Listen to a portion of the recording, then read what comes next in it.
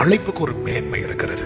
எப்படி நம்முடைய சரீரத்தில் இருக்கிற ஒவ்வொரு அவயவங்களுக்கும் ஒவ்வொரு உபயோகம் இருக்கிறதோ, அதே போல நம் ஒவ்வொருவருக்கு கர்த்தர் ஒரு மேன்மையை வைத்திருக்கிறார்.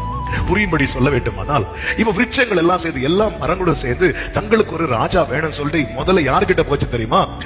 ஒலிவ மரத்துக்கிட்ட போச்சு. ஒலிவ மரத்துக்கிட்ட போய் சொல்லுது, நீ எங்களுக்கு ராஜாவா இரு. இது சாதாரணமான விஷயமா? விருட்சங்களுக்கு ராஜாவா இருப்பது என்பது. உடனே ஒலிவ மரம் சொல்லிச்சுதான், தேவர்களும் மனுஷரும் புகழுங்கிற என்னில் உள்ள என் கொழுமையை நான் விட்டு விட்டு. மரங்களை அரசாளுகிறது அது சாதாரண பொசிஷனா? அது மேன்மை தாங்க. ஆனா தேவர்களும் மனுஷர்களும் புகழுகிற ஒரு கொழுமையை கர்த்தர் எனக்கு கொடுத்திருக்கிறார்.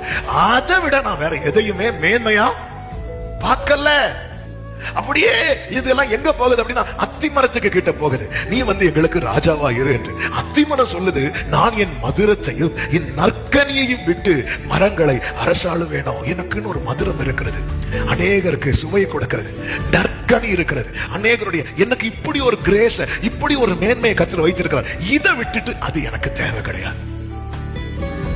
அப்படியே எல்லாம் சேர்ந்து எங்க போகுது அப்படின்னா, திராட்சை செடி கிட்ட போகுது. திராட்சை செடி சொல்லுது, தேவர்களையும் மனுஷரையும் மகிழ பண்ணும் என் ரசத்தை நான் விட்டு விட்டு மரங்களை அரசாள போவேனோ அப்படி சொல்லுது.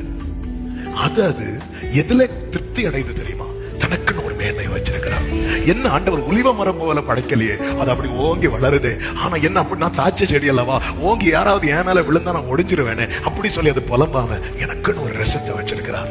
அத்திமரம் சொல்லுது, எனக்குன்னு ஒரு மதுரத்தை வைத்திருக்கிறார். ஒலிவ மரம் சொல்லுது, எனக்குன்னு ஒரு கொழுமையை கர்த்தர் வைத்திருக்கிறார். என கேட்கிற அன்பு சகோதர சகோதரி, உங்களுக்குன்னு ஒரு கொழுமையை, உங்களுக்குன்னு ஒரு மதுரத்தை, உங்களுக்குன்னு ஒரு ரசத்தை நம்புறவங்க மட்டும் சத்தமாவே சொல்லுங்க, என்னை கர்த்தர் சும்மா படைக்கவில்லை, என்னை கர்த்தர் விருதாவாய் படைக்கவில்லை. நானும் கர்த்தாவே உம்மை நம்பியுள்ளேன்.